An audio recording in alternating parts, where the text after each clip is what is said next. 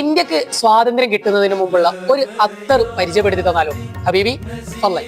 1940 കസൻസ് എന്ന് പറയുന്ന ഫ്രഞ്ച് കമ്പനിയാണ് ഈ ഒരു അത്തറിനെ വിപണിയിലേക്ക് പരിചയപ്പെടുത്തുന്നത്. അത്തർ ഏതാണെന്ന് പറഞ്ഞു ഇതാ, ഇവനാണ് ആള്. പേര് ജന്നത്തുൽ ഫിർദൗസ്. പേര് പോലെ തന്നെ ഒരു സ്വർഗീയ പൂന്തോട്ടമാണ്. 1940 ഇവൻ പബ്ലിസിറ്റി ആർജിച്ചതെങ്കിലും മുഗൾ ചക്രവർത്തിമാരുടെ കാലഘട്ടത്തിലെ ഇവൻ സ്റ്റാറായി.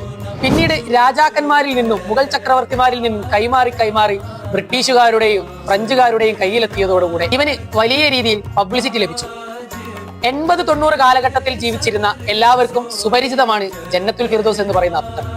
ഇന്നും വിപണിയിൽ ഏറ്റവും കൂടുതൽ ഡിമാൻഡ് ഉള്ള ഒന്ന് തന്നെയാണ് ജന്നത്തുൽ ഫിർദൗസ് എന്ന് പറയുന്നത്. നമ്മുടെ വീടുകളിലുള്ള പ്രായം കൂടിയവർക്ക് ഇന്നും ഇവനാണ് ഫേവറേറ്റ്. ക്വാളിറ്റിയിലുള്ള ജന്നത്തുൽ ഫിർദൗസ് എവിടെ കിട്ടുമെന്നാണ് നിങ്ങളുടെ ചോദ്യമെങ്കിൽ അല്ലത്തിയ പാരീസ് ഹൈപ്പർ മാർക്കറ്റിന്റെ ഉള്ളിലുള്ള റൈഹാൻ പെർഫ്യൂംസിലേക്ക് വേഗം വന്നോളി.